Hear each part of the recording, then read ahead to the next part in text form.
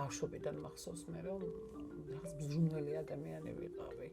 აი ყოველთვის განსაკუთრებით ბავშვობიდან აი არ ვიცი რატომ ხდებოდა ესე ვტიროდი მოხუცებს როცა დავინახავთ.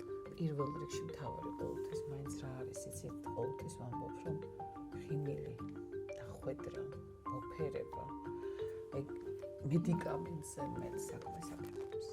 როგორ შეიძლება არასკარგი ადამიანი იყოს ექიმი? როგორ შეიძლება ექიმი იყოს ბოროტი? ნუ არ ვიცი. ჩემთვის წარმოუდგენელი. არც მკაცრი არ უნდა იყოს ექიმი.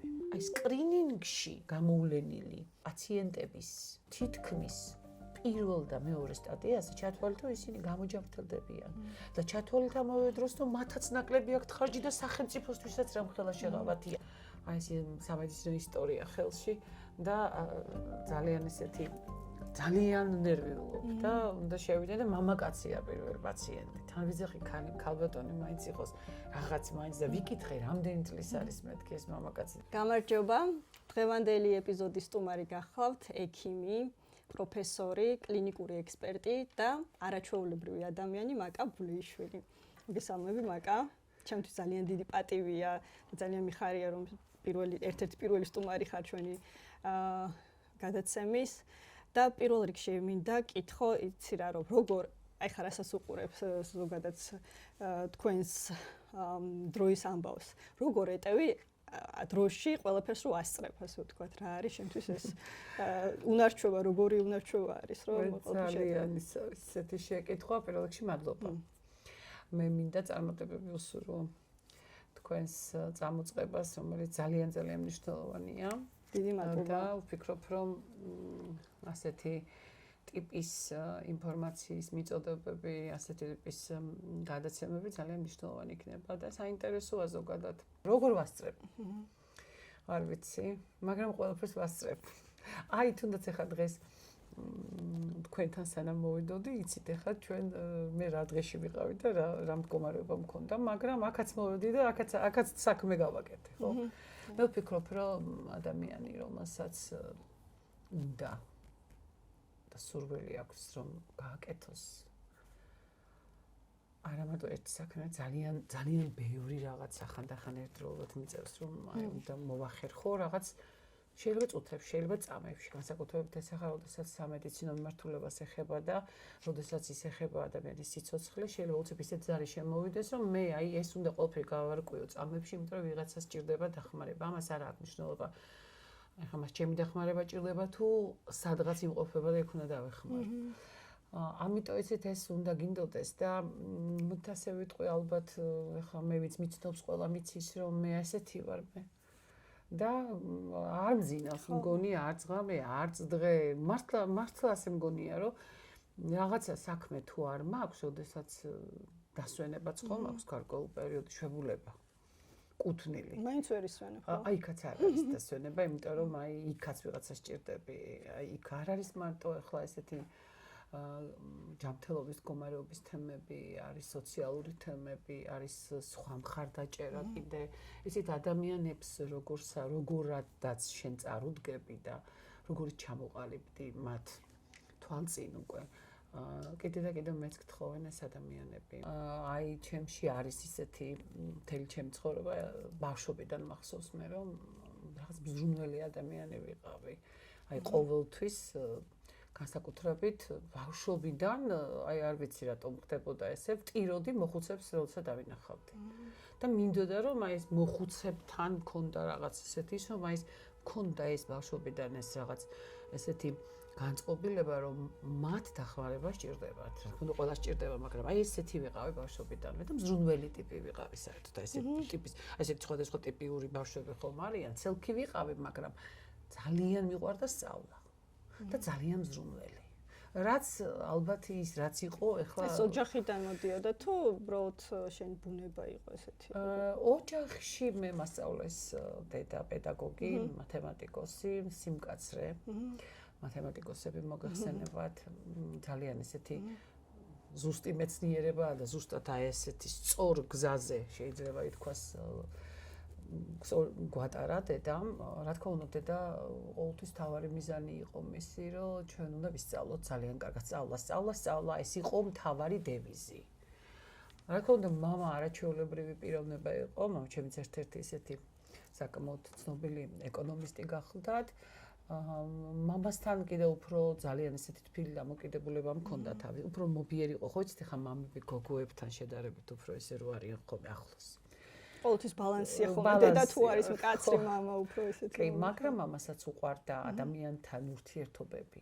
აი ეს მუდმივად ჩვენ სახლში ესეთი სერიოზული საზოგადოება იკრიბებოდა თბილისის, მე მახსოვს პატარა ვიყავი და მომღერლები, მუსიკოსები, მეგობრობდა მამას, ძალიან კარგი სამეგობრო ყავდა, ძალიან ესეთ სერიოზულ პოზიციებზეც მუშაობდა, როგორც მისი მიმართულებით და ამიტომ ჩვენ თავიდანვე ვეზიარეთ აი ამ დამოკიდებულებას და მამა მახსოვს რომ არ ვიცი ახლა ვის რა უნდა დასჭირებოდა რომ ეს მამა ჩემი ასეთივე იყო ყველაზე იყო გადაყოლილი მახსოვს დედა ეტყოდა ხოლმე რომ ხანდახან სახლშიც იქნებ მოიკითხო რომ ხომ არაფერი გჭირდება ამ დროს საფი არ გვაკლდა თავისთავად ცხადი ასეთია დედაც მიუხედავად იმისა რომ მკაცრია დედა ჩემი ორივე იმერლები დედა საჩხერიდან წარმოშობით ჩვენ ხონელები ვართ და აი ძალიან ისეთი ოჯახი იყო როგორ გითხრათ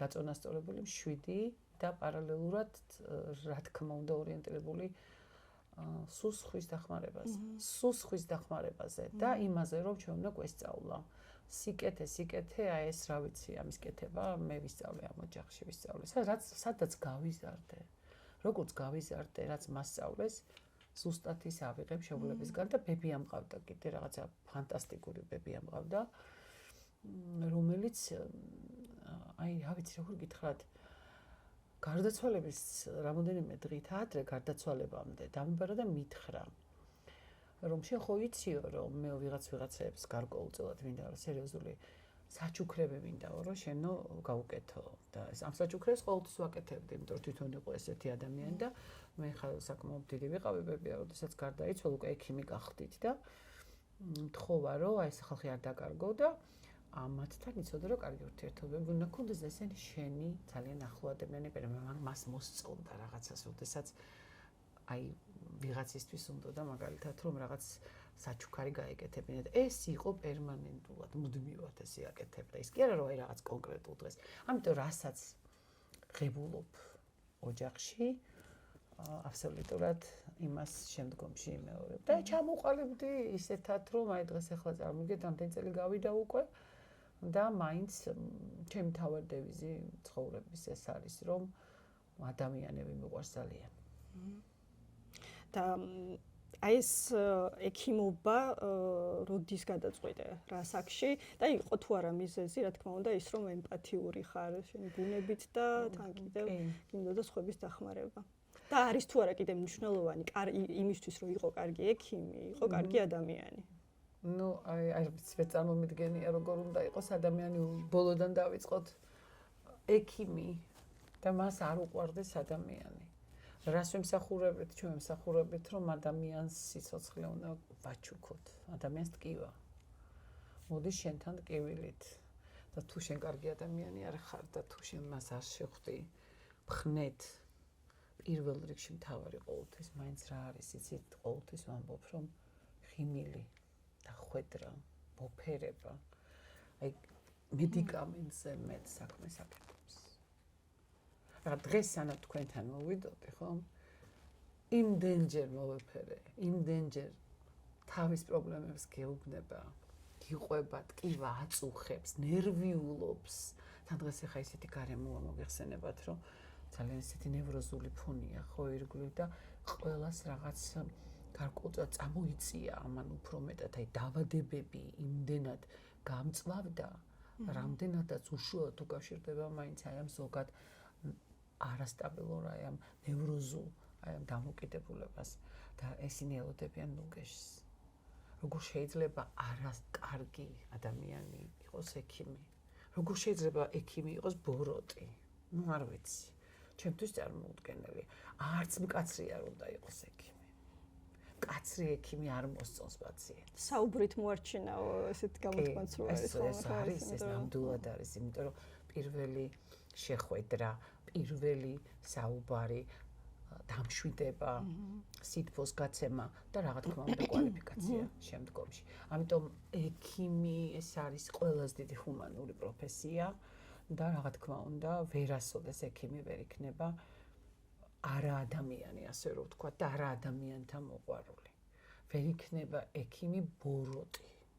ბოროტების კვალზე მასიარულები ვერასოდეს ვერ შეძლებს იმას, რომ შეიძლება იყოს ძალიან კარგი პროფესიონალი, იყოს ძალიან ნიჭიერი, ძალიან წარმატებული, მაგრამ აი ნახეთ, აღარ უნდა მეორეთ ამ ადამიანს მასთან მისვლა უკვე. და ბევრი ასეთი შემთხვევა არის, რომ ძალიან დიდი პროფესიონალია, მაგრამ უხეში ექიმი არავის არ უნდა. ექიმი უნდა იყოს პროფესიონალი და რაც უფრო დიდი პროფესიონალი ხარ, მით უფრო მეტი ადამიანი ხარ. მით უფრო მეტად ხარ მოყვარული მეორე ადამიანის, ვისაც ტკივა და მათაც ძალიან უყვარ ხარ. ეს არის უკვე რაღაც ისეთი შეკრული წრია ექიმის და პაციენტის ურთიერთობა, ძალიან საინტერესო წრია. იცით, იმდენად საინტერესო წრია და იმდენად დიდი ბედნიერების მომტანია ჩემთვის, როდესაც მე პაციენტი ან დამირეკავს, ან მომაკითხავს და მეტყვის, რომ როგორ მიყვარხართ მაკა ექიმო და მადლობა, იქ უკვე ჩათვალეთ, რომ ესე იგი ის დღე ჩემთვის არის სრულიად გაწყინებული. ერთმა ადამიანმაც რომ მითხრას. ეს ძალიან მნიშვნელოვანია. რაც შეეხება ჩემს პროფესიას, მე როგორ ავარჩიე, მე ბავშვობაში საკმაოდ წარმატებული გოგონა ვიყავი, კარგად მღეროდი. სხვათა შორის ეხლაც ხანდახან ხოლმე შიგა და შიგ ასაკში გამახსენდა, რომ ხანდახან ჩემთვის ვიღინებ ხოლმე და ჩემს სამეგობროშიც ეს არის გამტვირთვის საშუალება. დამერწმუნეთ, ძალიან როდესაც დაღლილი ვარ, აი მართლა რომ უკვე გრძნობ რომ აღარაფერი არ შემიძლია, ძალიან მშველის ხოლმე მუსიკა. სიმღერა როგორც სიმღერა მე თვითონ დაკვრაც კი დაკვრაც სიმღერაც და ან თუ მაგალითად ვერ მოვახერხე რაღაც გარკვეულწილად აი ძალიან მყავს კლასიკური მუსიკის მოსმენა ამ დროს და ძალიან მშვიდდები ხოლმე რაღაც სხვა ენერგიაზე გადავყავარ. ამიტომ ბავშვობაში საკმაოდ ისეთი ფიზიკურადაც კარგი გოგონა გახდით, ძალიან კარგად ვსწავლობდი უბრალოდ, ძალიან კარგად ვსწავლობდი. ეხლა ჩვენი ვარ გამოიყურებით. იმის ფონზე, რაც გვიწევს ჩვენ, ეს უნდა ვთქვა აუცილებლად ექიმებს ძალიან დიდი შრომა გვიწევს. ურთულესი პროფესიაა ექიმის პროფესია და მე აი ამაზე მე მინდა რომ რამოდენიმე სიტყვა კიდევ ვთქვათ, იმიტომ რომ ექიმობა ეს ყველას არ შეუძლია და ძალიან დიდ ემოციას მოითხოვს. ცხოვრებას მოითხოვს, შენ ცხოვრებას მთლიანად აი შეიძლება ასე ითქვას წირავ ამ პროფესიას. და უბრუნდეთ ახლა მე როგორ გადავწყვიტე. ისევ გეუბნებით რომ ძალიან ესეთი აქტიური გოგონა ვიყავი, სკოლაშიც რაღაც ანსამბლში ვღეროდი, მე კიდე რაღაც ოლიმპიადებზე გამოვდიოდი, ფიზიკურადაც ძალიან კარგი გოგონა ვიყავი და სხვათა შორის მიწინასწარმეტყველებდნენ ან უფრო მეტად მსახიობობას. ანუ შემოქმედებით ხო არის ხო? შემოქმედებით ხო, იმიტომ რაღაც ეს გაშარჟებები კარგად გამომდიოდა და მინდა გითხრათ ეხლაც. აბსოლუტურად ძალიან კარგად გამომდის ეხაც გაშარჟებები და ხანდახან ჩემ მეგობრები მეტყვია ხოლმე რომ ერთი შარჟი გააკეთე. ძალიან ისეთი აი თიქოს კოპირებას ვაკეთებ ხოლმე და მიყვარს უნდა გაერთო ადამიანი ცოტა ხანდახან ხოლმე განიტვირთო სულ ხوار შეიძლება რომ მაგრამ დადებითი შარჟები თავისთავად ცხადია და არა ესეთი ბოროტული რაღაცა ჩვენთან არ შეიძლება ექიმებში ეს რამე იყოს და მოგეთ გადაწყვეტილება მივიღე ბოლოს რომ ძალიან დიდი საშუალება მქონდა მე რომ უცხოეთში იყო ამის საშუალება, მამას ჰქონდა ამის საშუალება რომ ეს სწავლა გამეგრძელებინა და ყველაფერი კიდევ ვიმეორებ აი ამ რაღაცა თეატრალურ ვარიანტში და ესეთ იმაში, მაგრამ მე სკოლა დაამთავრე ოქროს მედალზე, ძალიან მიყვარდა სწავლა, ძალიან დედის გავლენა უდიდესი. და ჩავაბარეთ თბილისის სახელმწიფო სამედიცინო უნივერსიტეტში, იმიტომ რომ ბავშვობიდანვე ვთქვი მე დასაწყისში ძალიან მზრუნველი ვიყავი. მე ძალიან ბედნიერი ვარ რომ ეს ნაბიჯი გადავწყვიტე. არაფერი ჩემგან არ გამოვიდოდა ექიმისგან. შეიძლება ალბათ სხვა დარგშიც ახლა ძალიან ცუდი არ ვიქნებოდი, მაგრამ ის რასაც ქვია ექიმობა, ეს იყო ის, რაც მე უნდა გამოვსულიყავი. და ნამდვილად ძალიან ბედნიერი ვარ. მიუხედავად იმისა, რომ რასოდეს გიფიქრიათ ის, რომ არასწორად აიჩიეთ? არ გამოვიდოდა ჩემგან. ექიმზე დიდი ალბათ არაფერი არ გამოვიდოდა ჩემგან. ეს იყო ის, რაც უნდა გამოსულიყავ. ანუ ეს ბოლო მომენტში გადაწყვეტე, თუ როგორ იყო ეს? არა, მერვე კლასამდე ანუ არ მქონდა ეს გადაწყვეტილება მიღებული, მერვე კლასის მერე უკვე დავიწყე სერიოზულად თვითონ მომზადება, მე-9 კლასში უკვე ვიცოდი, რომ უნდა გამოსულიყავი ექიმი. ხო, იმიტომ რომ ეს პერიოდია ხოლმე ესეთ ბავშვების ესე თქვა გარდატეხის ასაკში, როდესაც ხშირად ეცვლებათ ხოლმე ეს და ხშირად ირჩევენ რასაკვირველია იმ პროფესიას, რომელსაც ბოლომდე მიყვებიან და სწორად ირჩევენ და ზოგჯერ არის ხოლმე, როდესაც შეიძლება არასწორად აირჩიონ და შემდეგ მაგრამ ხშირად ჩემმა მეგობრებმა ძალიან ბევრმა დაამთავრა სახელმწიფო სამედიცინო უნივერსიტეტი და დაანებეს თავის შემდგომ პროფესიით აღარ გაუწელებიათ. ხო, ანუ ის ბუნებით რო იყო ექიმი, ძალიან მნიშვნელოვანია რასაკვირველია და ეს ემპათიური დამოკიდებულება. ეხლა რაც შეხება თქვენ თვითონ ახსენეთ სირთულეს, რაც ახლავს ექიმობას. აი ამ პერიოდში ეხლა თუნდაც დღევანდელ დღეს როგორი არის ექიმი? იყო ექიმი. თან ანუ გარდა იმისა, რომ დასაწყისშიც ვახსენე, ხო, გარდა იმისა, რომ ექიმი ხართ, ასევე ხართ პროფესორი, ასწავლით, ხო, ძალიან ბევრ მე კონფერენციებში იღებთ მონაწილეობას და ანუ ასევე ტელევიზიებითაც გამოდიხართ, ასე თქვა, დაწვდით ინფორმაციას მაყურებელს და აი როგორია ეს თქვენი პროფესია ამ ეტაპზე ესეთ რო აი აღწეროთ. ეხლა პირადად თქვენ როგორ ხართ ამ ახლა მე უკვე შემდგარი ექიმი ვარ. და ძირითადად მე უკვე ვგრძნობ იმას, რომ მე რაც ვიყავი 20 წლის წინ, თუმცა თავიდანვე როგორც კი უნივერსიტეტი დავამთავრე, მაშინვე მოვხვდი კლინიკაში. მაშინვე მოვხვდი რესპუბლიკურ საავადმყოფოში. მაშინვე მოუსვენარი ვიყავი რა კუთხით. ესე იგი არ ვაძლევდი საშუალებას ამ უფროს ექიმებს, ასე რომ ვთქვათ, ეხლა მე პატარა ექიმი ვიყავი. რა თქმა უნდა, არ ვაძლევ მაშინ იმ წლებში კიდე, იცით, რაღაც ახალგაზრდების მიმართ ასეთი დიდი ნდობით არ გამოირჩეოდნენ პაციენტები. ეხლა რა თქმა უნდა, პირიქით. არ ვაძლევდი საშუალებას, აი ყოველ წუთში შეკითხვები და თან გავიზარდე ძალიან სერიოზულ კლინიკაში, ეხლა რესპუბლიკური საავადმყოფო, მაშინ იყო თბილისის სახელმწიფო სამედიცინო უნივერსიტეტის შინაგანი მედიცინის მთელი კათედრა იქ იყო. თუ კი ვინმე არსებობდა, ვისაც შესაძლებლობა იყო, რომ მართლა ვინც შექმნა, ასე რომ ვთქვათ, შინაგანი მედიცინა და მედიცინა ყველა ამ კლინიკაში იყო, ანუ ძირითადი საბაზისო კლინიკა იყო და კათედრები იყო. წარმოგიდგენთ რა ხალხში ვთქვათ, ეხლა მე გაზრდილი.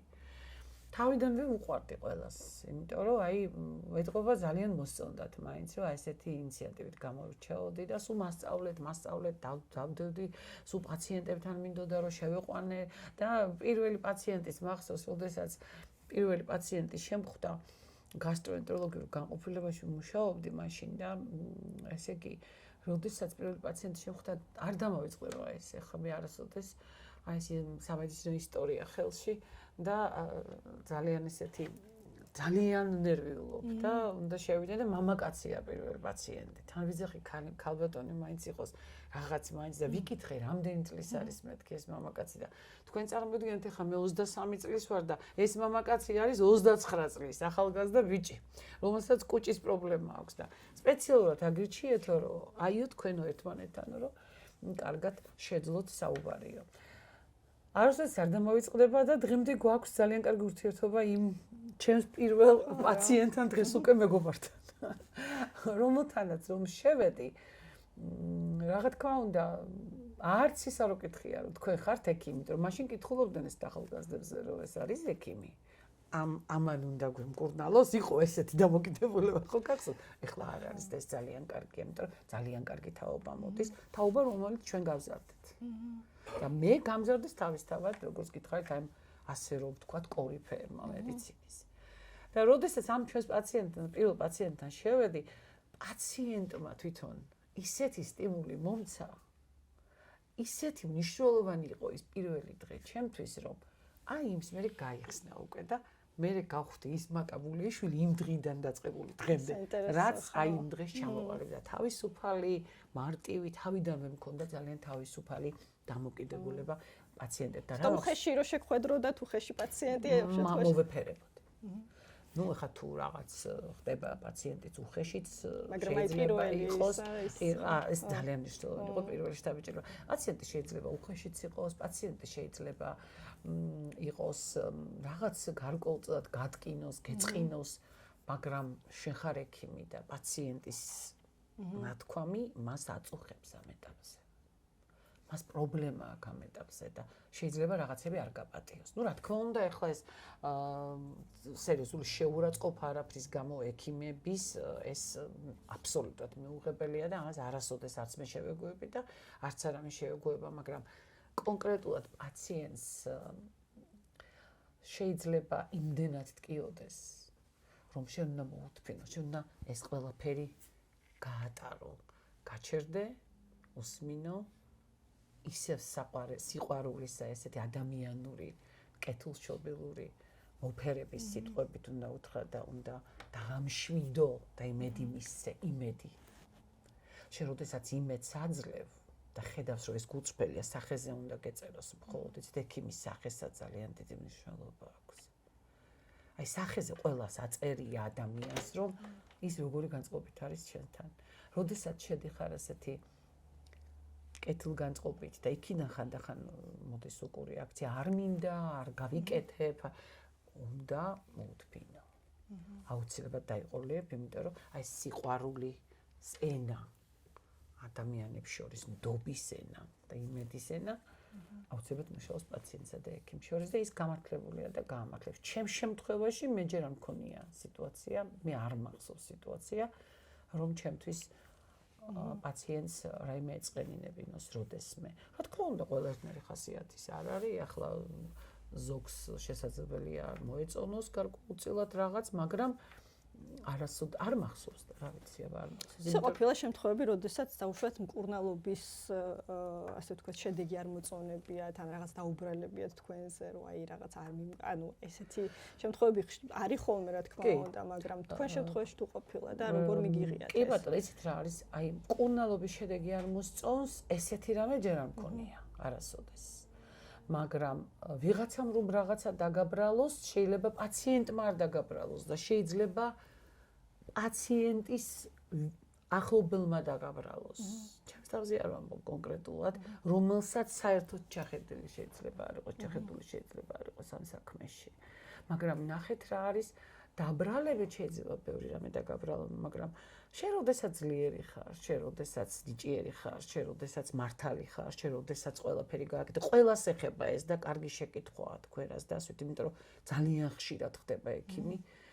არ შეიძლება ექიმზე მუდმივად აი ამდენი ასე რომ ვთქვათ, საშინელებებს კითხულობ ხანდახან ექიმებზე.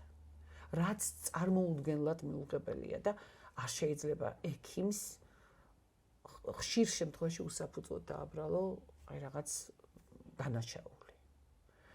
ეს არავითარ შემთხვევაში არ შეიძლება და ესეც აუცილებლად უნდა გითხრათ, რომ მეტი დაცვა ესეჭიროება საქართველოში და კიდევ მეტად უნდა იყოს დაფასებული ექიმი. აი ჩვენი პაციენტების ძალიან დიდი ნაწილი თქვენს მოგეხსენებათ ალბათ, რომ ქართველ ექიმს არ ვენდობი თურქეთში ან საზღვარგარეთ მიდიან ხშირ შემთხვევაში. მე უდიდეს პატივს ვცემ ყველა ქვეყნის მედიცინას და მე ძალიან ხშირად ვარ თურქეთში და მთელს სოფლიოში დავდივარ და კლინიკაშიც დამუშევარი ვარ გერმანიაში 3 წელიწადი და ყველაფერი ვიცი, რა თქმა უნდა, შეუცდომელი არავინ არ არის და გადამოწმება, რა თქმა უნდა, ყველაფერი შეიძლება, მაგრამ ძალიან მაგარი დონის ექიმები გვყავს საქართველოში, ხო, აი იმდენად მაღალი დონის ექიმები გვყავს. მე მაგალითად ვიტყოდი, რომ ბოლო 1-15 წელიწადია ძალიანავი და ჩვენი ქართული მედიცინა აი მწვერვალებს იპყრობს, შეიძლება ითქვას, კარდიოლოგიაში როგორი შედეგები გვაქვს, რა თქმა უნდა არის დარგები რომ მოდარგებში კადრე მაგალითად მე მახსოვს რომ თუ არ ვწდები კარდიოლოგია და ნეიროქირურგია იყო ყველაზე ისეთი ხო მაღალ დონეზე თითქმის ვეტარდებოდა და ხო ქართველი ექიმები ამაში იყო ძალიან ძლიერი და ამ მიმართულებით ეხლა როგორი სიტუაცია ხო კარდიოლოგია ძალიან მაღალ დონეზეა კარდიოლოგია ძალიან რთული ოპერაციები კეთდება როგორც ჩვენი ადგილობრივები ასევე ჩვენ საზღვარგარეთაც ყავს კიდე კოლეგები ჩვენი რომლებიც აი რა ვიცი პერიოდულად ჩამოდიან და ასევე აქაც აკეთებენ კარდიოლოგიის დონე დღევანდელ დღეს არის მართლა ძალიან მაღალი. აი ზუსტად ამაშია საქმე რომ წარმოიდგინეთ წლების წინ აი პათოლოგიებით რომელი პათოლოგიებიც აქვთ დღეს ახლა აქ უკვე იმკურნება და კეთდება ესეთი გრანდიოზული ძალიან დიდი ოპერაციები ეს ამ პათოლოგიებით ადამიანები პრაქტიკულად ვერ ცოცხლობდნენ და ახლა როგორ უკვე ყველაფრის საშუალება არის. ნეიროქირურგიაც ძალიან მაღალ დონეზე, ძალიან სერიოზულ დონეზე ყავს ესეც და მე ვერ ვიტყოდი რომ სხვა დარგებიც არა, თითქმის ყველა დარგი, რა თქმა უნდა ონკოლოგიაც, რა თქმა უნდა ჩვენ გვაქვს ისეთი ეტაპები, რომელი ეტაპები ჯერ კიდე გასავლელია. აი თურქეთი ახსენეთ და ზუსტად აი ონკოლოგიური მიმართულებით არის, შესაძაც ხო ხდება ხოლმე ის გადამოწმებაც და დიაგნოსტიკაც, იმიტომ რომ და აქ არის პრობლემა ამ დარგში ჩვენთან თუ რატო ხდება ეს? დარგი ძალიან მაღალ დონეზეა ონკოლოგია, თვითონ ქიმიოთერაპევტებიც ახლა ძალიან სერიოზული თაობაა უკვე. გარკვეულწილად მაინც ჩვენ მიუხედავად იმისა, რომ მართლა ძალიან კარგად მუშაობენ აი კიდევ გვასაჭიროება ამ დარგს მე ვიტყოდი რომ კიდევ მაინც ესაჭიროება ცოტა უფრო კიდე მეტი ხელშეწყობა. მიუხედავად ის დაფინანსებაც არის აბსოლუტურად თითქმის შეიძლება ითქვას რომ აი ძალიან დიდი წილი ამასაც მინდა შევეხოთ დაფინანსებისაც მოდის სახელმწიფოს მიერ და არა მარტო ონკოლოგიაზე კარდიოქირურგია. თქვენ წარმოიდგინეთ ახლა კარდიოქირურგიული ოპერაცია 17,000 და 22,000 და 25,000 ლარი წარმოვიდგინოთ ვინ გადაიხდიდა აი ამ თანხას, როდესაც ეს სახელმწიფოსგან ფინანსდება, შეიძლება ითქვას ნაწილობრივ არა, თითქმის 90%-ით. ეს დიდი შეღავათია. ეხლა თუ კი ის გეგმები, რომელი გეგმებიც არის და ალბათ დგას პრიორიტეტულად, ეს არის ონკოლოგიის კიდევ უფრო მეტად მხარდაჭერა, რომ სწორად მოხდეს. ახლა ეს ქიმიოთერაპიების თემებზე ძალიან ხშირია, როდესაც მიდიან საზღვარგარეთ ჩვენი მოსახლეობა, თუმცა მე ძალიან ბევრი შემთხვევა მქონდა ისეთი, როდესაც სამწუხაროდ ძალიან ბევრი და უახლოესი მეგობრები დავკარგეს სულ ამ ერთი წელიც არ არის განმავლობაში ახალგაზრდები, რომლებსაც არაფერი იმაზე მეტი არ გაუკეთდათ იქ, რაც გაუკეთდათ მაგალითად საქართველოში და თუმცა რაღაცეები მაინც ჩვენ ნახეთ, ჩვენ ეს ქვეყანა, რომელმაც აი ამდენ რამეს გაუძლო. ქვეყანა, რომელიც ესეთი სტაბილურ მდგომარეობაში ვართ და ვინარჩუნებთ აი ამ ჯანდაცვას და ეს ყველაფერი მიბმულია ერთმანეთზე, ხო? აი წარმოვიდგინეთ თქვენ, რომ ამ ქვეყანამ იმ დონეზე მივიდა, რომ ჩვენ ჯანდაცვა გვაქვს. მაგრამ ჩვენ გვიჭირს სხვა მიმართულებებში კიდე, ნახე პრევენციაში გვიჭირს. რაც რატომ არის აი ამდენი ონკოლოგიური პათოლოგიები, ხო? აი რატომ იმრავლა ამდენი ონკოლოგიური პათოლოგიები? იმიტომ რომ პრევენციაში გვიჭირს. აი რას გულისხმობ პრევენცია? აი ხო გეტყვით რა არის? პრევენცია არის პირველადი რგოლი. ნახეთ ჩვენ მეოთხე რგოლს კურნალობთ, მეოთხე რგოლზე მოდის უკვე ადამიანი უკვე დასნებოვნებული. არ არის აუცილებელი რომ ეს იყოს სიმსივნე ონკოლოგიური. მაგალითად ფილტვების ქრონიკული ობსტრუქციული დაავადებები, მაგალითად იგივე ქრონიკული დაავადებები, არტერიული ჰიპერტენზია. ხო? ადამიანი მოდის უკვე ისეთ სიტუაციაში, როდესაც მას აქვს უკვე აი მესამე მეოთხე ხარისხის, ანუ უკვე რთულად. ამიტომ ეხლა მნიშვნელოვანი ფაქტი რა არის? პირველი გამოწვევა, მთავარი გამოწვევა რა არის ჩვენ ჯანდაცვის და დაწყებულია ეს მინდა გითხრათ ეს რეფორმა. მე იმედი მაქვს რომ აუცილებლად ერთხელ და სამუდამოდ ეს რეფორმა დასრულდება წარმატებით. ეს არის პირველადი ჯანდაცვა. პირველადი ჯანდაცვა, ანუ რა? აღიქმება როგორც ოჯახის ექიმი, ხო, თავისთავად ეს არის, მაგრამ ოჯახის ექიმი ჩვენს ქვეყანაში არის როგორც ერთ-ერთი აი გამომიწერეთ ეს მედიკამენტი სხვა მექიმმა რო გამომიწერა. ან ფორმა 100 გამომიწერეთ, აი ასეთ ვარიანტში, არა გენაცვალე ეს არ შეიძლება რომ იყოს. აბა ნახოთ როგორ არის ბრიტანეთში. ყველაზე მაღალ დონეზეა განვითარებული საოჯახო მედიცინა, ერთ-ერთი პრიორიტეტულია. ასევეა გერმანიაში, ასევეა სხვა ქვეყნებში. რას აკეთებს პირველადი ჯანდაცვა? პირველადი ჯანდაცვა აკეთებს იმას, რომ პრევენციულად პირველ ეტაპზე ავლენს სხვადასხვა ქრონიკულ დაავადებებს. ჩვენ კიდე არ ვცნობთ ამ პირველად ჯანდაცვას, კიდევ მეორე გვინდა მოსახლეობაზე ვსაუბრობ, ჩვენ გვინდა მარტო რისთვის ფორმაციის დასაწერად. მაგრამ პირველად ჯანდაცვის რეფორმა მიმდინარეობს ახლა, გესმით და თბილისში და დიდ ქალაქებში კიდევ ეს პირველადი ჯანდაცვის პოლიკლინიკები, ხო იცით, რომ კიდევ არის ეს პირველადი ჯანდაცვის სერვისი, ამის ხელმისაწვდომობის საშუალება არის, რომ მიიღოს მოქალაქემ პირველად დონეზე დახმარება, მაგრამ რეგიონებშია პრობლემა. ამიტომ დაიწყო ზუსტად რეგიონში, ნახეთ, სოფლის ადამიანი, მოხუცი ადამიანი, 70 წლის ადამიანი არის სოფელში. იქ არის ამბულატორია. ამბულატორიაში ექიმი არის. ექთანიც არის. შენობაც არის. ბევრგან არ არის შენობა, ეხლა ძალიან სერიოზული მშენებლობები მიმდინარეობს ამ შენობებისაც, გესმით რა შეასაქმე და ეს ადამიანი რომ მივიდა იმ ექიმმა რა გააკეთოს, მარტო წნება გაუზომოს. მივხვდით, და ხელმისაწვდომობა. აი ეს პრიორიტეტია ეხლა მთავარი, რომ მოხდეს პირველად დონეზე დაავადებების პრევენცია. და როდესაც ექნება რეგიონის მოსახლეობას იმის საშუალება, რომ არიაროს მაგალითად ერთი სოფლიდან დაშორება ქალაქამდე სიტყვაზე ვთქვათ 70 კილომეტრი. წარმოიდგინეთ, ეხლა მოხუცი მოდის 70 კილომეტრის დაშორებით, იტარებს აქ კვლევას, მერე ისევ ბრუნდება და სკრინინგ პროგრამები. ეს ძალიან მნიშვნელოვანია. ეს განხორციელდება. ეს ყველაფერი დაწყებულია პირველად ჯანდაცვის რეფორმა, ჯანდაცვის სამინისტროს მიერ უკვე პრიორიტეტად არის აღებული და ამიტომ მე ძალიან დიდი იმედი მაქვს კიდე გავიმეორებ, რომ ეს იქნება აუცილებლად განხორციელებული და ეს თუ არ გაკეთდა, წინამდეგ შემთხვევაში ჩვენ ძალიან პრობლემაში ვართ. კიდე ვიმეორებ, პირველი ირგოლი არ გვაქვს, პირველი საფეხური და ავდივართ მესამეზე. ამ დროს აი იგივე კარდიოქირურგიაზე ვისაუბროთ, იგივე ვისაუბროთ ნეიროქირურგიულ პათოლოგიებზე, იგივე ონკოპათოლოგიებზე. თუ კი ასკრინინგი, დაავადებული და ღრმა სტადიის, ღრმა პრობლემის. თუ კი არის კარგად განვითარებული სკრინინგი, ერთი არის სკრინინგის პროგრამები, ახლა სულ ხანს დამთავრდა ჯოჯოსკიპოს სკრინინგის ვარდისფერი ოქტომბერი და ამაზე მიდიოდა ნამდვილად PR კამპანია. ხალხის ცნობიერებაში კიდე ვერ არის ეს შესული, რომ ეს არის უმნიშვნელოვანესი ამ სკრინინგის ჩატარება. რატომ? უფასოა. რატომ? იმიტომ რომ პირველი სტადიის სიმსივნის განკურნება ხდება 100%. ფარისებრის პათოლოგიების სკრინინგი.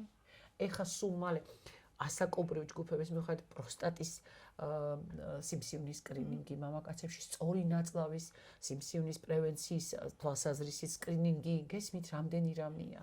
და ასევე რა, ეხა სულ მალე დაიწყება ფილტვის პათოლოგიების და ფილტვის კიბოს პრევენციის სკრინინგი. აი სკრინინგში გამოვლენილი პაციენტების თითქმის პირველ და მეორე სტადიაზე ჩათვალეთ, რომ ისინი გამოჯანმრთელდებიან და ჩათვალეთ ამავე დროს, რომ მათაც ნაკლები აქვთ ხარჯი და სახელმწიფოსთვისაც რამხელა შეღავათია. და მოქალაქეების და პაციენტების მოვალეობა რა არის ამ შემთხვევაში? ანუ ის რომ უნდა გადადგან პირველი ნაბიჯი, კი, მაგრამ ნახეთ, როდესაც პირველადი ჯანდაცვა ძალიან მაღალ დონეზეა განვითარებული, თბილისში არის თქვით და მე დარწმუნებული ვარ, თბილისის ამბულატორიები, ანუ ეს პირველადი ჯანდაცვის საოჯახო მედიცინის ცენტრები ეუბნებიან მოქალაქეებს, იმიტომ რომ ვალდებულები არიან, რომ მიბრძანდით სკრინინგში, გასაკობრივი ჯგუფების მიხედვით არის ეს და მიბრძანდით სკრინინგში, ჩაიტარეთ ეს სკრინინგ პროგრამა, უფასოა ბატონო. ალბათ ეუბნებიან. თუ არ ეუბნებიან, უნდა უთხრან ყველა ვარიანტში. ეს არის პირველადი ჯანდაცვის მთავარი მიზანი. რა არის? პრევენციული ჯანდაცვა. პრევენცია რა არის? რომ არ დამემართოს რაღაც დაავადება და ჩემთან არ მოვიდეს პაციენტი უკვე როგორ გითხათ, გულის უკმარისობის მესამე ხარისხი. ხო, და სხვადასხვა ფაქტორებია ხოლმე ამის ხელის შემშლელი, ზოგჯერ დროის უქონლობა, ასე თქვა, ზოგჯერ თვითონ არ უნდათ ხოლმე მივიდნენ, აი ეს წინასწარ, ანუ ეს კულტურა ცოტა ისეთი არის, ჯერ კიდე არ არის ჩვენთან. როგორ არის აბსოლუტურად გეთანხმები. და ხო, უფასო როცა არის სხვა საკითხი, მაგრამ დაუშვათ გადასახდელი როცა არის ეს კიდე ფინანსურ საკითხებთან არის დაკავშირებული ხოლმე, მაგრამ მაინც ხშირ შემთხვევაში შეიძლება დროის უქონლობის და არა სერიოზულად მიღების იმ სანამ რაღაც სტადიამდე არ მივა იმ საკითხის ადამიანების მხრიდან. ყოველ შემთხვევაში მე ასე აღვიქვა. არა, სწორად აღიქობთ, მაგრამ მე მეორე მომენტს ვიტყვი. აბსოლუტურად თან ქართველები რაღაც ესეთი ხალხი ვართ ჩვენ. მოიცა ხვალ წავალ და ზეგ წავალ და კამანებე თავი მე არ მინდა და რაღაც ესეთი რაღაც. მე არ დამემართებას ვარიანტი არის ესეც. მაგრამ ნახეთ, კი, დროის უქონლობა ერთი, მეორე ვარიანტი. მიუხედავად იმისა, კიდევ ვიტყვი, რომ ძალიან დიდი PR კამპანიები მიმდინარეობდა და თითქმის ყველგან იყო ამაზე გადაცემები და აბა გთხოვთ და მოგძანდით და თვითონ სამინისტროც და აკეთებენ ამაზე განაცხადს, მუდმივად ჩაიტარეთ. მნიშვნელოვანია ეს არის ჯანდაცვის პოლიტიკის ერთ-ერთი მთავარი ნაწილი. ხო. მაგრამ არ ყოფნის ქართულ ადამიანებს არა არ ყოფნით მუდმივად უნდათ ამათთან მუშაობა მუდმივი საჭირო. ნახეთ ქართველი პაციენტი, როდესაც მოდის, ჩემთან რომ მოდის პაციენტი. იცით რამდენ ხანს მესაუბრება? ვერავითარ შემთხვევაში ვერ ვეტყვი, ყველაფერს მიყვება. თუ კი როდესმე რამე აწუხებ და მოვიდა კონკრეტულად მაგალითად კუჭის ტკივილი. თუ კი როდესმე რამე აწუხებ და ყველაფერს ყვება თან მით უმეტეს სანდომიანსაც როდესაც ხედავს და როდესაც კეთილად ხედავს რომ ხვდები. შეიძლება ხანდახან ერთ პაციენტს დაჭირდეს ძალიან დიდი დრო. ამაშია მთელი ამბავი რომ ამიტომ არის აუცილებელი პროცესის ნაწილი არის ესეც, მაგრამ ნახეთ რა მინდა გითხრათ, რა უნდა იყოს, იცით? აი როგორც უცხოეთში. აი მაგალითად არის სპეციალური სკოლები, საგანმანათლებლო სკოლები, რომ ისწავლოს ადამიანმა მისი დაავადების მართვა. ასე ესრება მოსახლეობა. აი მე გერმანიაში როდესაც ცხოვრობდი, დიაბეტის სკოლები იმართებოდა უფასო კლინიკებში, გამოცხადებული იყო, ადგილს ვერ იპოვნიდი. როგორ უნდა იკვებონ, როგორ უნდა ივარჯიშონ. ეცეთ უნდა გავიდეთ ამაზეც, ახლა ჩვენ რო გვინდა ახლა ის რომ მარტო ის კი არ უნდა ვთქვა, ჩვენ ევროპელობა რო გვინდა, ევროპული უნდა ისიც გადმოვიღოთ, რომ ეს თვისებებიც უნდა გავიგოთ, მოვისმინოთ და ჩვენი დაავადების მართვა უნდა ვისწავლოთ. თქვენ იცით რომ იქ ნახევარზე მეტი ადამიანები არტერიული ჰიპერტენზია სპეციალური ესეთი ბუქ-ესე წიგნები აქვთ და მართავენ ამას და მერე წარადგენენ თავის ოჯახის ექიმთან. ასევე არის დიაბეტის, ასევე არის ონკოპაციენტების. ამიტომ აუცილებელი და მნიშვნელოვანია მაინც გინდა არ გინდა მუდმივად ამაზე ლაპარაკი. ეს თუ არ გაკეთდა სკრინინგი ასევე ხელმისაწვდომი უკვე არის გარკვეულწილად თითქმის არის ხელმისაწვდომი რეგიონებშიც, მაგრამ რა თქმა უნდა, იქაც გასაძლიერებელია. ეს ერთი თემა და მეორე თემა, როგორც თქვით, სკრინინგის პროგრამები, რამდენ რამეს აგვარიდებს თავიდან, ნახეთ რა. რამდენ პათოლოგიას გააჩერეს, რამდენ ადამიანს გადავარჩენთ. მეორე საკითხი ქრონიკული დაავადებების მართვაც, ხო? ქრონიკული დაავადებები ძალიან იმატა ახალგაზრდა ასაკში. რატომ? აი ხვალწავალ, ზეგწავალ, არ მეჩქარება, არასწორი კვება, აი ასე რომ ვთქვათ, გვაქვს ეს ქართველებს, ეტყვი რომ პრობლემა აქვს და სიმსუქნე აქვს, ეტყვი რომ წონა მეტია აქვს, ეუბნები რომ მამრიჩვეებს თავი უნდა დაანებოს, ეუბნები რომ კვების რეჟიმს დაგიწევთ. არა, ნუ აი მოხდები, სადღაც მივდივარ და თუ შეიძლება, ეხლა ამ ერთ კვირას დავარღვევ.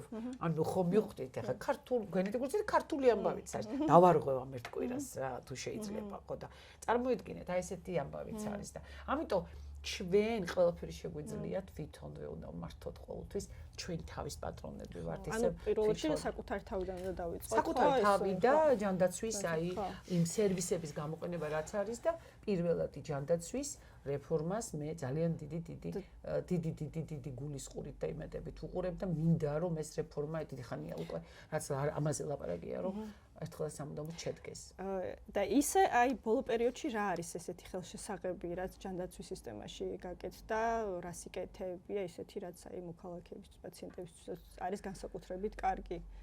ჯანდაცვის სისტემაში ძალიან ბევრი რაღაც კეთდება. ძალიან ბევრი რამ კეთდება, მაგრამ იმდენად დიდი სისტემაა, რომ ყოველ წუთში გასაკეთებელია კიდევ და კიდევ ახალი. ხო ხვდებით ახლა ჯანდაცვა თვითონ როგორც ასეთი, აი იგივე ონკოპაციენტებთან დაკავშირებით, თქვით ჩვენ დაფინანსებასთან დაკავშირებით.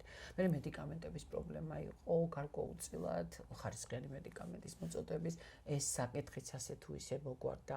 ასევე გავიხსენოთ ის, რომ ქალაქის მერიასაც სერიოზული დაფინანსებები აქვს. ახლა ახალი პროექტებია სერიოზული, აი იგივე ღვიძლის ტრანსპლანტაციის პროგრამა, წარმოიდგინოთ ახლა ეს ხო წარმოუდგენელი იყო, იგივე ფილტვის, კიბოს სკრინინგის პროგრამა იქნება. ამ სკრინინგებსაც რაც თქვი, ყველა ქალაქი ახორციელებს, და თქონდა რეგიონებიც ახორციელებს, მაგრამ მე ამ წუთში ხა თბილისს ვლაპარაკობ, ხო? ასევე აი ძალიან ბევრი წამალი მედიკამენტი, მაგალითად, რამდენი წელია უკვე არის, აი ეგეთ წოდებული ლარიან წამლებს რო ეძახიან. ხო? ლარიანი წამლები რა ეს არის? აი ქრონიკული პათოლოგიების კურნალობისთვის მოსახლეობა ასე იცის ხოლმე ლარიან წამლების პროგრამაში ვარ. ოჯახის ექიმი უნდა გამოუწეროს ის და ნამდვილად ხელმისაწვდომი არტერიული ჰიპერტენზიის წამლები, იგივე დისლიპიდემიის წამლები, აი მაგალითად ახლა ხელმისაწვდომია და მე თვითონ პირადად მჭირდება ჩემს მშობელზე და ძალიან მეხმარება გლაუკომის მედიკამენტები, რომელიც პრაქტიკულად ძალიან ძვირია. აი წარმოიდგინეთ თქვენ უძვირესია გლაუკომის მედიკამენტი, პარკინსონიზმის, ეპილეფსიის პროგრამა არსებობს. აი ძალიან ბევრი გადადგმული ნაბიჯი არის ამ თვალსაზრისით წინ და შეცვლა მოხდა გარდა ამისა აი დიაგნოსტა შეჭიდული ჯგუფების, ანუ DRG პროგრამაში გადახედვა მოხდა, გარკვეულწილად აი თანამედროვე ასე რომ ვთქვათ, მეთოდებზე გადასვლა, ეს ასე მარტივი არ არის დაფინანსების სისტემას გულისხმობ მე ხომ მიხვდით. აი იგივე რო ავიღოთ მაგალითად ახლა თუ გვისმენს ვინმე ისეთი ასაკობრივი ჯგუფი. წარმოიდგინეთ ახლა თქვენ რომ 60 წელს გადაცილებულ ქალბატონს და 60 საპენსიო ასაკის მამაკაც 65-ის არის ხომ ჩვენთან პენსია. ხო? საპენსიო ასაკის მამაკაც ეკუთვნის თუ ექიმა დანიშნა თავის კომპიუტერული ტომოგრაფია, გულმკერდის კომპიუტერული ტომოგრაფია, მუცლის კომპიუტერული ტომოგრაფია კონტრასტით 90%-იანი დაფინანსებით. ეს ძალიან ძვირად ღირებული სიამოვნებაა, ხო? მიმიღეთ, ეს არ არის იაფი სიამოვნება, რასაც ვერ არა და სახელმწიფოაც დაფინანსებს 90%. ეს რამდენი ოპერაციები ამავე დროს, აი დიდი ოპერაციები, რომელიც უკვე გითხარით მე, ასევე თანადაფინანსება ხდება გამგეობებიდანაც, ესეც ძალიან მნიშვნელოვანია. მედიკამენტებიც ასევე ასაკობრივ ჯგუფებში, აი გამგეობებში, როგორც ვიცი მე, გარკვეულწილად 4 თვეში ერთხელ შეიძლება არ არის ეს ახლა რაღაც ძალიან ესეთი გრანდიოზული თანხა, მაგრამ ის მცირედი თანხაც ხანდახან წახმარება იმ სხვა პროგრამებთან ერთად ჩვენი პაციენტებს. გასაკეთებელი ძალიან ბევრია ჯერ კიდევ. იცით როგორ არის იმდენად ბევრი თემა არის ჯანდაცვაში და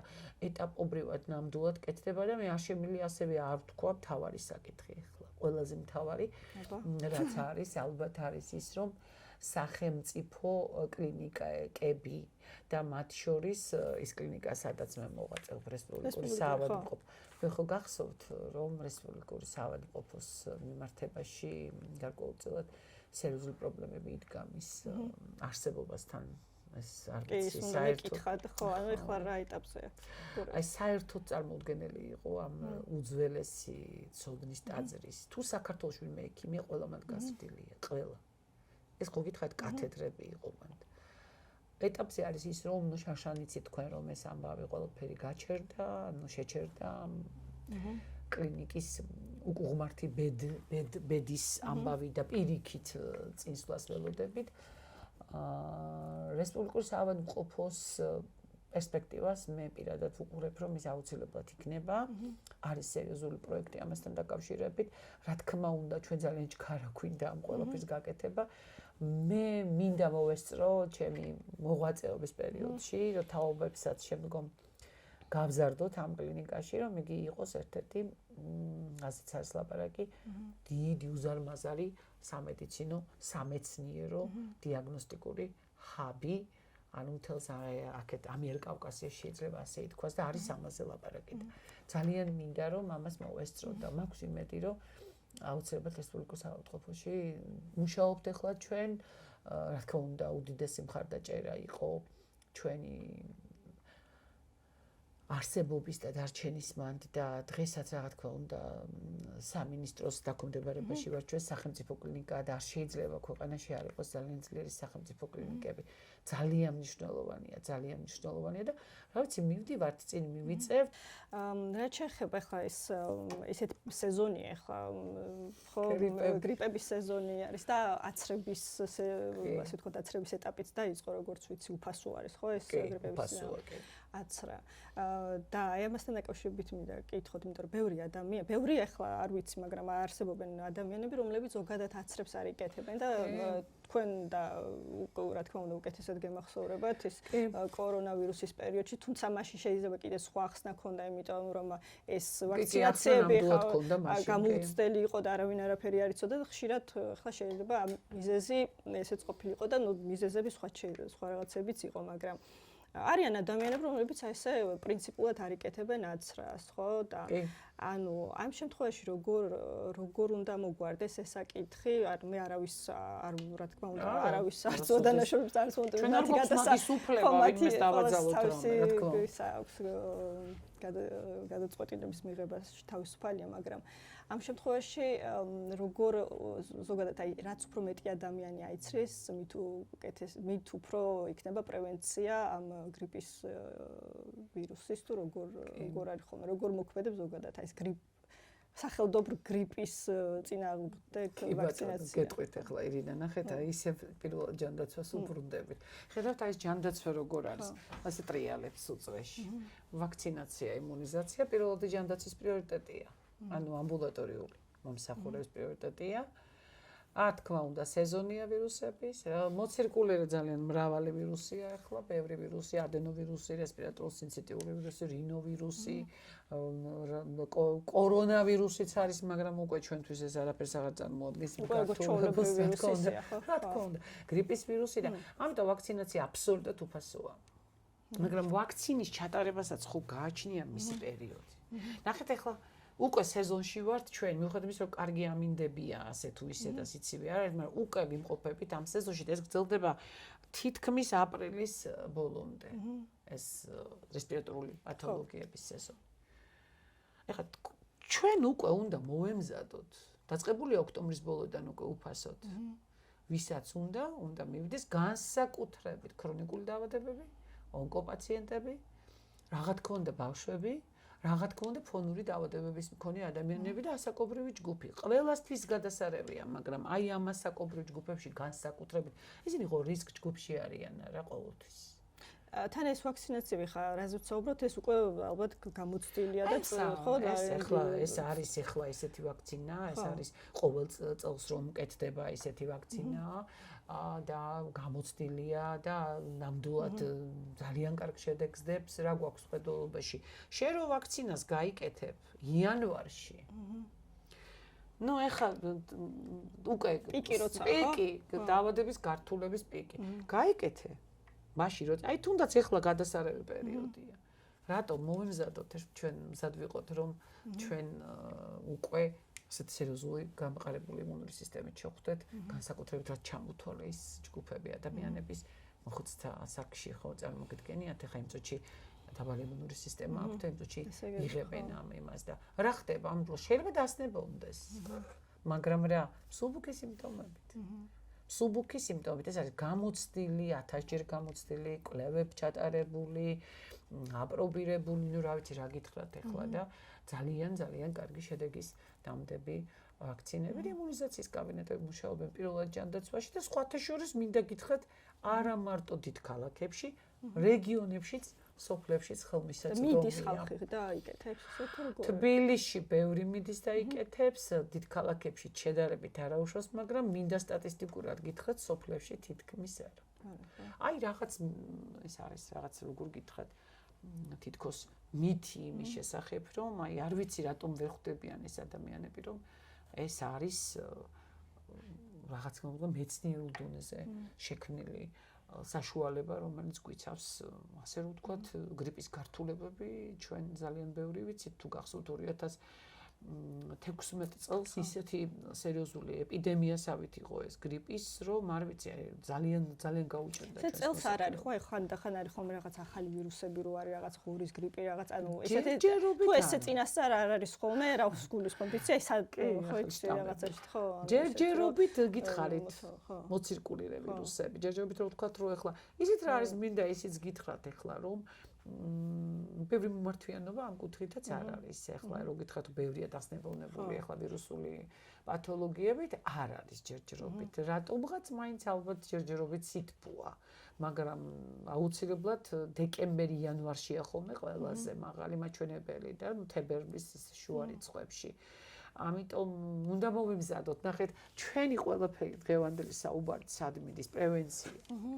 ანუ როდესაც პრევენციას ახდენ, პრევენციის თვითონ ბუნებით ვარ ეგეთი, რომ მინიმუმ წელიწადში ორჯერ ყოველთვის მივდივარ ხოლმე და ვიკეთებ ჩეკაპს რო ეძახი. რა კარგია, ძალიან მნიშვნელოვანია. როდესაც აკეთებ ყველაფერს პრევენციულად, ეს იქნება როგორც მენეჯერული კუთხით, ეს იქნება როგორც კურნალობის კუთხით. პრევენცია ყველა თვალსაზრისით ძალიან მნიშვნელოვანია, იმიტომ რომ ის პრევენცია გამყარებს.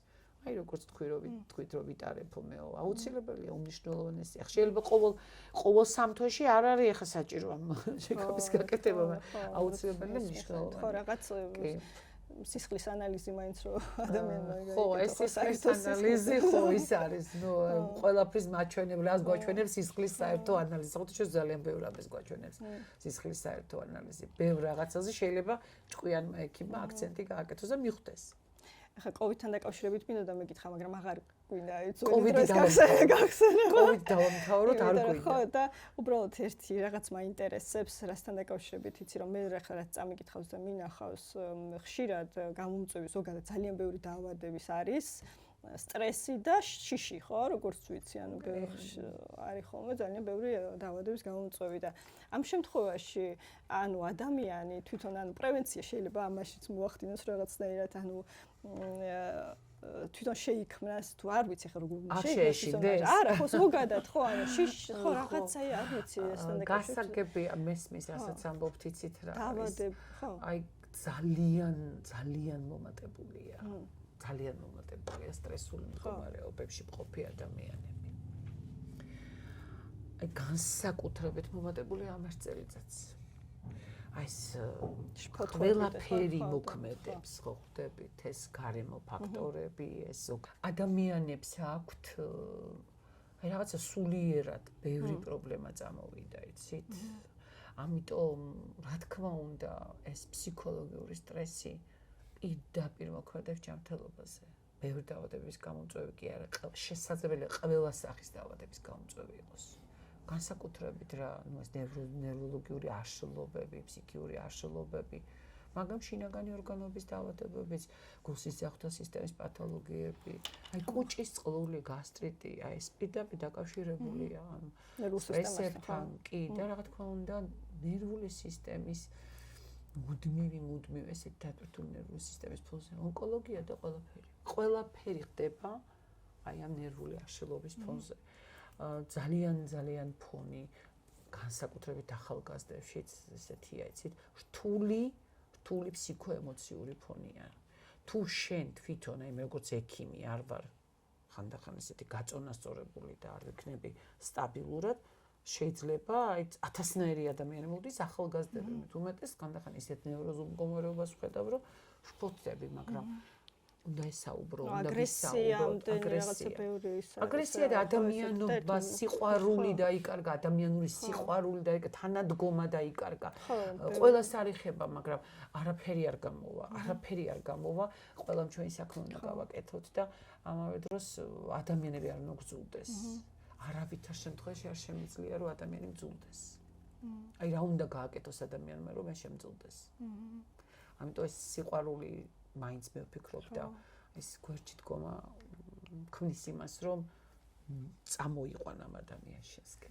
მე ასე მგონი. ნამდვილად.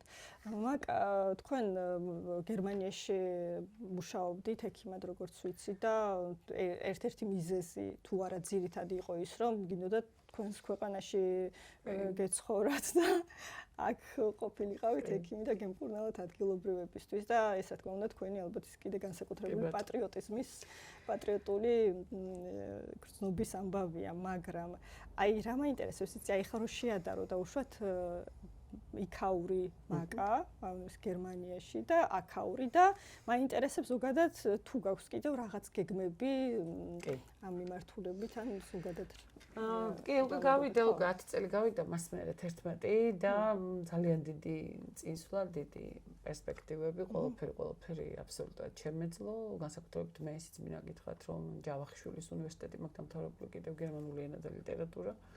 დიახ, მეორე უნივერსიტეტი, პირველად დაამთავრე სახელმწიფო სამედიცინო უნივერსიტეტი მაშინ. ხო, თავიდანვე რომ დავიწყე ყველაფერს ასწრებდი.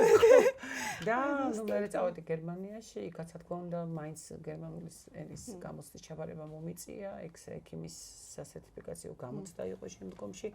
ძალიან სერიოზული კარიერა, საუკეთესო მეგობრები, ახაც მყავს რამდენიმე ქართველი წარსჭა ჩემი მეგობარი იქ. ეს გერმანელი მეგობრები, კონტაქტები ძალიან ყველაფერი შემეძლო რომ მქონოდა და მართლაც ძალიან ისე წარმატებულ გზაზე ვადექი. მაგრამ აი მე გადავწყვიტე რომ არა, ჩემი ადგილი აი ეს ქვეყანა, მიუხედავად ხან ისე ვართ, ხან ასე ვართ, პრობლემა ზოგს უხარია, ზოგს არ უხარია, მოწყენილი სახეები, ბედნიერი სახეები, ნევროზული ფონი, სოციალური მდგომარეობა, მაგრამ მაინც ყველაზე მაგარი ქვეყანა. და არც დავფიქრებულ ვარ ისე წამოვედი, რომ შევადარო. შედარებას რას გავაკეთებ, დიდი სკოლა იყო ეს ჩემთვის, იმიტომ რომ ეგ დიაგნოსტიკა ვისწავლე. აი ის რასაც ვაკეთებ, სწორი დიაგნოსტიკა. რა თქმა უნდა, შესანიშნავია გერმანული მედიცინა, მაგრამ ძალიან კარგია ქართული მედიცინაც და მე ძალიან კმაყოფილი ვარ ჩემს ქვეყანაში დავბრუნდი, ჩემი ცოდნა აგვაზიარებ, მე გავხდი პროფესორი, ვარ ძალიან ბევრი სამეცნიერო ნაშრომის ავტორი, ვარ რამოდენიმე უნივერსიტეტის პროფესორი, მე მაქვს კონტაქტი ქართულ სტუდენტებთან, უცხოელ სტუდენტებთან, მეტწილად კიდევ უფრო მეტად ხოლმე. რა თქმა უნდა, ჩემთვის აი ეს ყველაფერი, რასაც მე საქართველოში ვახორციელებ, მე უნდა გავაკეთო ყველაფერი ჩემს ქვეყანაში. ამაზე ძლიერი და ძვირფასი ქვეყანა არ არსებობს. ძალიან ხშირად დავდივარ ძლიერი ერი. ძლიერი რა მაქვს ხედულობაში? ნამდვილად ძლიერი ქვეყანა. ნამდვილად ძლიერი ქვეყანა და უნიჭიერესი. რაც შეეხება როდესაც მაქვს კონტაქტები, ძალიან დიდი კონტაქტები მაქვს, ძალიან ხშირად ვიმყოფები ძალიან დიდ კონფერენციებზე, მიწვევებით, სხვადასხვა უნივერსიტეტებში, პოლონეთთან მაქვს ძალიან დიდი სერიოზული თანამშრომლობა, ესე იგი, ორ უნივერსიტეტთან, ერთ საჯარო აკადემიასთან ვახორციელებთ ჩვენი ექიმების გადამზადებას ერთობლივად. აი სულ რამოდენიმე ხნის წინ ერთი ახლა კიდევ ახალი ჯგუფი დგება, ახალი მიმართულები ჯანდაცვის მენეჯმენტში და საზოგადოებრივი ჯანდაცვის კუთხით მეხმარებიან და ასევე ნუტრიციოლოგია და სწორი კვება დარგობრივი კვების საკითხებში გავიარეთ ძალიან ბევრმა ჩემმა კოლეგამ, ჩემი დახმარებით, გაიარა სწავლების კურსი და ნუ რა ვიცი, აი ძალიან დიდი ურთიერთობები მაქვს და მეც იქ პერიოდულად ჩავდივარ და იქ სალექციო კურსები მაქვს. ასევე, ნუ აი რა ვიცი, ძალიან ბევრ ქვეყნებში გახლავართ ხოლმე, მაგრამ განსაკუთრებით რა თქმა უნდა, ძალიან მიყვარს გერმანია, სადაც ჩემთვის აი რაღაც ძალიან ისეთი იყო რა, იქ ძალიან დავიხვეწე, ასე რომ იტყვიან. და ეხლა სულ მალე მოახლოეს პერიოდში კიდე რაღაც გარკვეულს გეგმავდი ამერიკის შეერთებულ შტატებში, უბრალოდ რაღაცა ცოტა ესეთი ოჯახური მდგომარეობის გამო ცოტა ხანი შევაჩერე, თუმცა იქაც ალბათ წავალ ისე განვითარდები და არსად არ წავალ მე ხოდამ ქვეყანაში ვიქნები, ბოლომდე ვიქნები ამ ქვეყანაში, იმიტომ მე ვხედავ რომ მე ამ ქვეყანას ვჭირდება.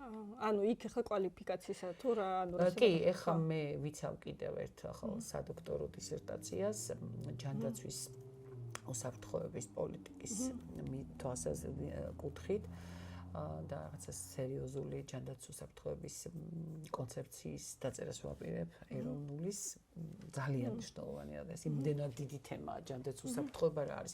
ადამიანის სიცოცხლე.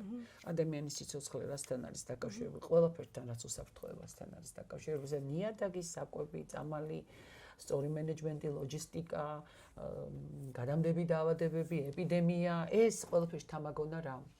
და მეუბნებიან რა გინდოდა კიდე სადოქტორო ამდენი გაქვს გაკეთებული. ნახეთ, ოდესაც მე კოვიდზე და თქვენ კარგად იცით, რაც გადავიტანე და რაც ვაკეთე, მე მივხვდი, რომ ძალიან ბევრი რამე გაკეთდა ჯანდაცვის კუთხით მაშინ კოვიდის დროს, მაგრამ მე მივხვდი, რომ მეტი შეგვეძლო და მეტი მობილიზება გვესაჭიროა. ამისთვის იყო საჭირო რა, ჯანდაცვის უსაფრთხოების გეგმა უნდა არსებობდეს.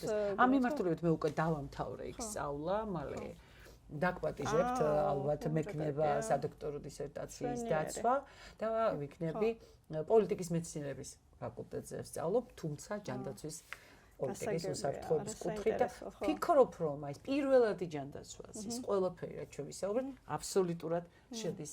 ზუსტად ამიტომ მოვინდომე ამის გაკეთება და ძალიან სერიოზული და მნიშვნელოვანი პუნქტები იქნება გამოკვეთილი და ამასაც თუ გავაკეთებ და აი ამ კუთხით თქვენ მითხარით რატომ აპირებ წასვლას. დიახ, აი ამ კუთხით ფიქრობ, რომ ალბათ გარკვეულწილად მექნება უკვე მქონდა რაღაც კონტაქტები. უნდა წავსულიყავი აქამდეც, მაგრამ აი ძალიან დატვირთული ვარ და კიდევ რაღაც პრობლემები იყო, ალბათ მექნება როგორც ევროპის ქვეყნებთან, მაქვს უკვე გარკვეულწილად კონტაქტები, სულ მაქვს მე ჩემს პროფესორებთან, ჩემს კოლეგებთან ურთიერთობა საზღვარგარეთ, მაგრამ აი ამ კუთხით, ჯანდაცვის უსაფრთხოების კუთხით, აი ხა დავიწყე სერიოზული სტატიების უკვე გამოქვეყნება. ძალიან ბევრი სტატია გამოვაქვეყნე და მათ შორის ერთი სტატია, აი ხა ზუსტად ამერიკაში უნდა გაუშვა, რომ და იმ ხალხთანაც მექნება სერიოზული კონტაქტები. რა ვიცი, ვფიქრობ, რომ ქვეყანას იქნება რაღაცნაირად. რამდენი დიდი ხნით მიდიხართ, თქვენი პაციენტები? ჯერჯერობით არ წავალ, ეხლა ასე მალე არა, ეს მოხდება დაცვის შემდგომ. დიდი ხნით ვერ წავალ, იმიტომ რომ ფიზიკურად აქ დღეს როგორ მოვედი თქვენთან, ხო? ზუსტად, ეგ უნდა მეკითხა. თუ იმდენი ადამიანია თქვენზე დამოკიდებული, რომ ეს არის ბედნიერება. ეს ბედნიერება. ეს რომ არ მქონდეს, მე ალბათ ვერ ვიცოცხლე. თან მინდა აღვნიშნო ისიც ახლა მაყურებლებს უნდა უთხრა, რომ მართლა თავიდანვე ეს დავიწყე ყველაფერს. ანუ ყველასთან კომუნიკაციას ასწრებთ პარალელურად და ყველას ასე ვთქვათ, ეს რჩევების მიცემას და ყველას რაღაცა მორალურ მხარდაჭერას, ანუ არავისთვის უარი არ გითხოვთ არასოდეს არავისზე და ხო, ეს არის რაღაცა განსაკუთრებული ალბათ ადამიანური თვისება. რომელიც ახლა ყველას არ გააჩნია და არც ყველა ექიმს რაც არ უნდა მე მინდა რომ ყველას კონდეს კი ღამის 2 საათზე ხანდახან მახსენდება ძალიან დატვირთული ოდესაც ვარ მაგრამ ღამის 2 საათზე ჩემთვის ხო 2 საათი დღეა მახსენდება რომ მე რაღაც პასუხი მქონდა გასაცემი და ეთქობა იფიქრობენ ეს რას გვწერს ამ შუა ღამეზე მაგრამ პასუხი უნდა გაიცეს როდესაც შენ გიყვარს ადამიანები როდესაც შენ ხარ ის რაც ხარ გუწფელი ხარ შრომელი ხარ შენი საქმე ძალიან გიყვარს. აუცილებლად ფასდება ის და ფასდება რით? აქ მატერიალურზე არ არის საუბარი. მატერიალურია ალბათ ის სიყვარული ჩემთვის ყველაზე მთავარი, რაცაც მე ვღებულობ ხალხისგან. მიდიხარ და ამ ხალხს უყვარხარ და აი მეტი რა შეიძლება რომ გინდოდეს ადამიანმა. მაგრამ თქვენ ალბათ არასწორი თქვით შენც უნდა გააკეთო და შენც უნდა იყო ისეთი რომ შენ უყვარდე. უკუ რეაქციაც მე მოდის. თუ ხარ მოყვარული ადამიანი, თუ ხარ თავდადებული და მხოლოდ აი მართლა შენით გაკვალული გზა, მე ყველაფერი ჩემით გავიკეთე და ჩემი გზა დღემდე არ გავჩერდი, ხედავთ რომ აი დღემდე კიდე აი რა თუნდა, რა გინდა მეძახე. არც გავჩერდები, რატომ უნდა გავჩერდე? მე უნდა შევქმნა ქვეყნისთვის, მომავლისთვის, ჩვენი თაობისთვის რაღაც გარკვეული ისეთი, იმიტომ ტყუილა ხომ არ მოვედი, რომელსაც შემდგომში ანუ ეს მისია გაქვთ თქვენ ეს მაგ ასევე გამოვიყენებდი ჩემი პედაგოგების მიერ მოცემული ყველა ინფორმაცია ბოლომდე.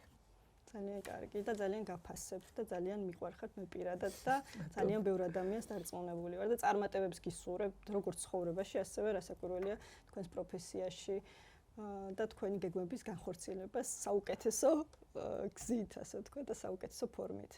დიდი მადლობა. გაიხარეთ, დიდი მადლობა. ჩვენი გეგმები არის ჩვენი ქვეყნის გეგმები, ჩვენი გეგმებია და ჩემი გეგმებია ჩვენი ქვეყნის განვითარება, ჩვენი ქვეყნის ჯანმრთელი მოსახლეობა, ძალიან ბევრი გამოჯანმრთელებული ადამიანი და ბედნიერი ადამიანები და რა თქმა უნდა, ერთობა, სიყვარული ადამიანობა. ისე არაფერი არ გამოვა. მე მჯერა რომ ამას ყველაფერს ნამდვილად ეს ქვეყანა იმსახურებს და აუცილებლად ყველაფერი კარგად იქნება. ყველას ჯანმრთელობას უშურვ. შვენიერი ნამდვილად. მადლობა. მადლობა.